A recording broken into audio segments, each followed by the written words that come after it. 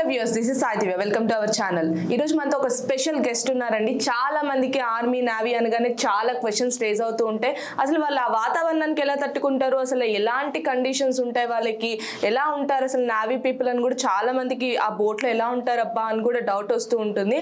And దాని గురించి చాలా మంది తెలుసుకోవాలి అని అనుకునే వాళ్ళు కూడా డీటెయిల్డ్గా అసలు ఓడలో ఏం జరుగుతుంది, అసలు అక్కడ లోపలికి ఎంట్రీ అయిన 6 months జర్నీ ఎలా ఉంటుంది వాళ్ళది, అసలు 5 months 1 year కొంతమంది ఉండిపోతారు, అలా ఎలా అని చెప్పేసి చాలా మందికి చాలా డౌట్స్ ఉంటాయి కదా. ఆ డౌట్స్ అన్ని మనకి క్లియర్ చేయడానికి రాజశేఖర్ గారు ఉన్నారు. నావీ పర్సన్ అండ్ ఇంకోటి ఏంటంటే మెరైన్ ఇంజనీర్ కూడా. తన 12 years ఎక్స్పీరియన్స్ ఉందండి. ఆయన మీ డౌట్స్ అన్ని నా ద్వారా అడిగి తెలుసుకొని మీ అందరికీ తెలియజేయడమే నా పని.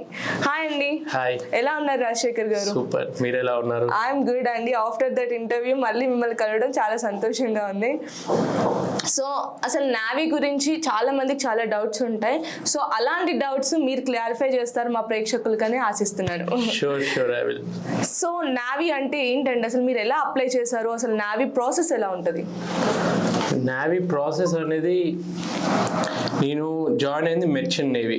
So navy is like defence, merchant navy అనేది కమర్షియల్ అనమాట. సో ఇట్స్ నాట్ రెండు ఎంటైర్లీ ఆపోజిట్. సో ఇప్పుడు మన ఎయిర్ ఫోర్స్ ఎలా ఉందో ప్లస్ కమర్షియల్ పైలట్స్ నడిపే పైలట్స్ ఎలా ఉన్నారో వాళ్ళిద్దరికి ఎంత డిఫరెన్స్ ఉంటుందో అంత డిఫరెన్స్ అనమాట. సో ఎయిర్ ఫోర్స్లో చేసే వాళ్ళు ఎంటైర్లీ డిఫరెంట్, మన ప్లేన్ కమర్షియల్ ఫ్లైట్స్ నడిపే పైలట్ డిఫరెంట్ అన్నట్టు. ఇప్పుడు నాది కమర్షియల్ షిప్పింగ్లో నేను ఒక ఇంజనీర్ని, మెరైన్ ఇంజనీర్ని. ఓకే. సో ఎలా అప్లై చేశారు అసలు? అంటే అప్లయింగ్ ప్రాసెస్ చాలా మందికి తెలీదు.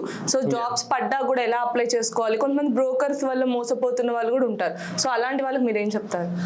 బ్రోకర్స్ వల్ల కొంతమంది కాదు, ఆల్మోస్ట్ 90% మోసపోతున్నారు. ఇప్పుడు ఏంటంటే, ఇప్పుడు నాలాంటి వాడు ఇప్పుడు యూట్యూబ్లో ఇలా కనిపిస్తున్నాడు, అబ్బా వీడి లైఫ్ బాగుంది, వీడు బాగా డబ్బులు ఎర్న్ చేస్తున్నాడు, సో మంచిగా సంపాదించవచ్చు, ఇంత యంగ్ ఏజ్లో ఇంత మనీ వస్తుంది అన్న ఒక ఆశతోటి తప్పుదారిలో తొందరగా ఎర్న్ చేయాలనుకునే వాళ్ళు ఒక % కొంతమంది ఉంటారు. ఇంకొందరు ఎలా అంటే ఏమి ఐడియా ఉండదు వాళ్ళకి.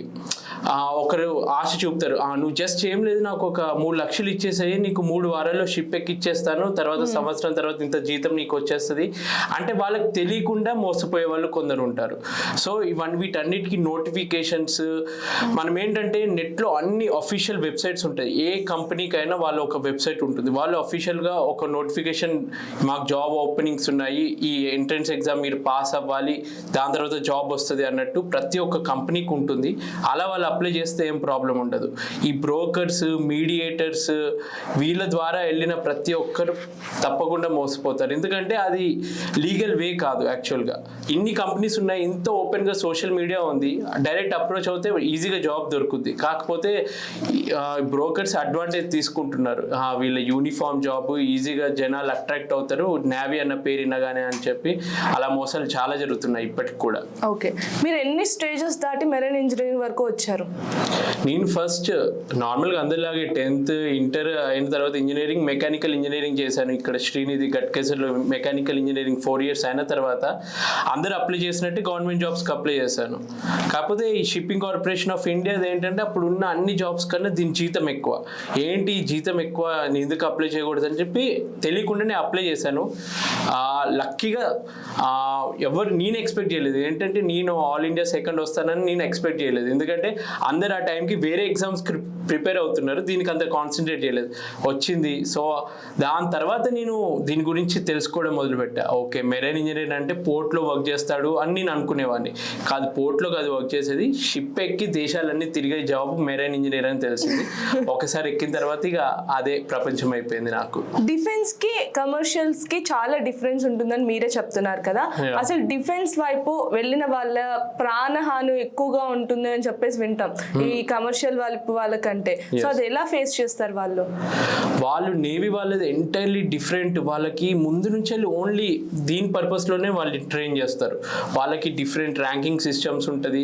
అలా అని చెప్పి ప్రతి ఒక్కరూ ఫైటింగ్ కోసమే ఉండరు నేవీలో కూడా. అందులోనూ ఎలక్ట్రీషియన్స్ ఉంటారు, టెక్నీషియన్స్ ఉంటారు, కొందరు మాత్రమే ఇట్లా అటాక్ అవుతే ఫైట్ చేయడానికి ఉంటారు అనమాట. సో వాళ్ళ ట్రైనింగ్ ఎంటైర్లీ డిఫరెంట్. ముందు నుంచి అటాక్కి ఎలా ఫేస్ చేయాలి, అవన్నీ ఎలా యూజ్ చేయాలి, వెపన్స్ అవన్నీ వాళ్ళ వాళ్ళకి డిఫరెంట్ ట్రైనింగ్ ఉంటుంది అందులో. సో వాళ్ళు మెంటలీ ప్రిపేర్ అయ్యే వస్తారు కాబట్టి వాళ్ళకి ఏం ప్రాబ్లం ఉండదు. ఓకే, మిమ్మల్ని ఎలా మెంటల్గా ఫిజికల్గా ప్రిపేర్ చేస్తారు? మాకు ట్రైనింగ్ టైం నుంచే మాకు సైకలాజికల్గా సైకియాట్రిస్ట్లతోటి కూడా ట్రైనింగ్ ఇప్పిస్తారనమాట. వీళ్ళు ఒకేసారి ఇంట్లో ఉండి 6 నెలలు షిప్లో ఒంటరిగా ఉండబోతున్నారు. సో దానికి తగ్గట్టే మా సైకాలజీ ఎలా ఉందో మనం అనలైజ్ చేస్తారు. దానికి తగ్గట్టు ఇంకా నేర్పుతారనమాట. ఇట్లా ఫ్యూచర్లో ఈ మెరైనర్స్కి ప్రాబ్లమ్స్ ఉండేవి, అట్లాంటి ప్రాబ్లమ్స్ నీకు వస్తాయి ఫ్యూచర్లో, దాన్ని నువ్వు తట్టుకోవడానికి నువ్వు ఏం చేయాలి అవన్నీ మెల్లమెల్లగా నేర్పిస్తారు. ఎలా అంటే కొందరు మెర్చెంట్ నేవీలు ఎలా అంటే 6 నెలలు షిప్లోనే ఉండిపోతారు. కొందరు ఫ్యామిలీస్ ఎలా అయ్యాయి అంటే బాగా డబ్బు అని దాని వెనకే ప్రయాణం చేసి వాళ్ళ ఇంట్లో వాళ్ళు ఎలా అంటే అబ్బా వీడు ఇంటికి వచ్చాడు, ఇంకా ఎంత తొందరగా వెళ్తే బాగుంటుంది, షిప్కి ఇంకా డబ్బు ఎక్కువ వస్తుంది కదా అని పంపే ఫ్యామిలీస్ కూడా కొన్ని ఉంటాయి అనమాట. సో వాళ్ళకి అనుబంధం అనేది ఉండదు. పిల్లలు ఎంతసేపు అబ్బా వాడు పెద్ద బెంజ్ గారు కొంటాడు, వాడికి పైసా విలువ తెలియదు, వాళ్ళ డాడీ సంపాదించింటూ కొంటాడు. సో మనం ఎలా ఉండాలంటే, నేను చాలా మటుకు నా జూనియర్స్ కన్నా నేను చెప్పేది ఏంటంటే, సగం లైఫ్ నువ్వు ఇంట్లో ఉన్నప్పుడు మొత్తం ఇంటికే కేటాయించు, మిగిలిన నువ్వు షిప్లో ఉన్నప్పుడు షిప్ వర్క్ చెయ్యి, నీ ఖాళీ టైంలో ఫ్యామిలీ తోటి స్పెండ్ చెయ్యి. సో ఇంట్లో ఏం జరుగుతుందో కూడా నీకు తెలుస్తుంది. ప్లస్ ఉన్న ఈ 6 months ఏదైతే ఉందో ఫ్యామిలీకి నువ్వు ఇచ్చావనుకో, ఇంట్లో వాళ్ళకి నువ్వు పరాయి వ్యక్తి కాదు, మనోడే అన్న ఫీలింగ్ వస్తుంది.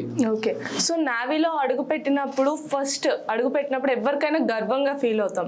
ఎందుకంటే ఒక ఇండియన్ గవర్నమెంట్, ఒక సెంట్రల్ గవర్నమెంట్ ఏదైతే ఉందో ఆ పోస్ట్ ఏదైనా సరే మన గుండెలకి హత్తుకునేలా ఉంటాయి ఆ పోస్టులు.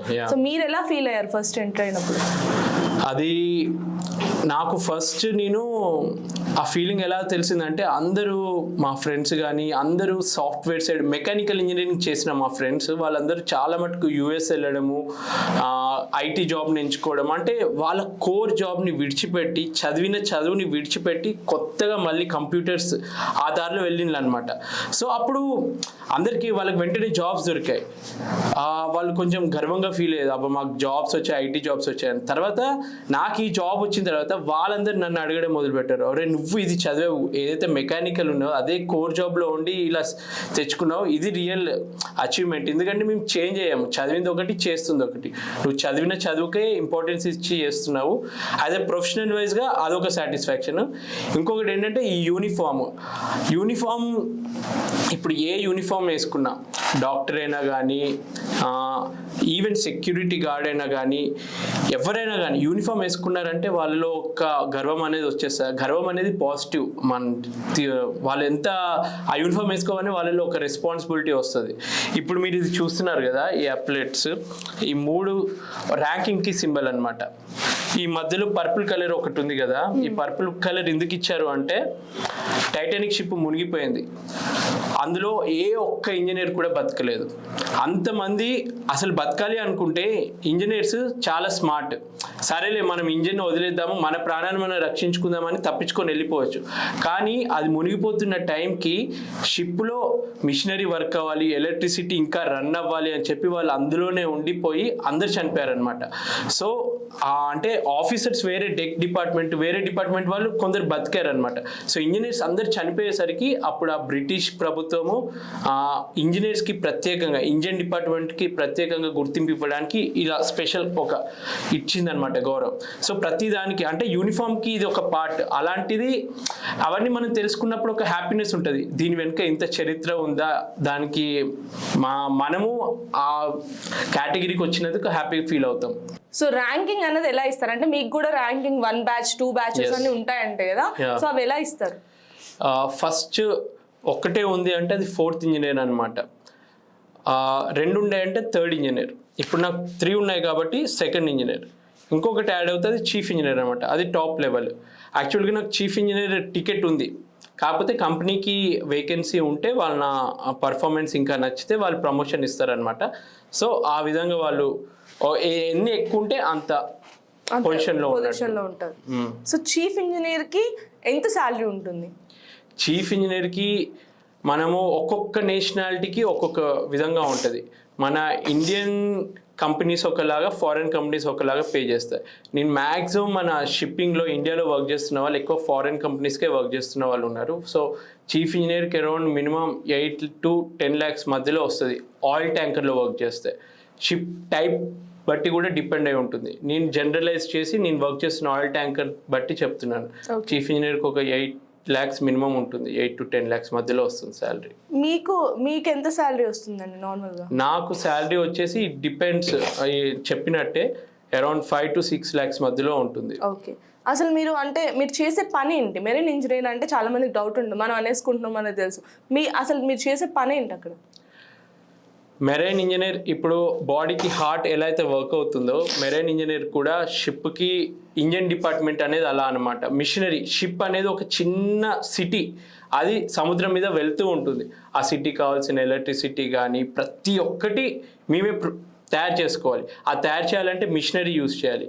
ఆ మిషనరీకి ఒక ఇంజనీర్ కావాలి దాన్ని నడపడానికి. సో ఆ మిషనరీ మెయింటెనెన్స్, అది ఎలా ఆపరేట్ అవుతుందో తెలుసుకోవడము, ప్రతిదీ మా చేతిలో ఉంటుంది.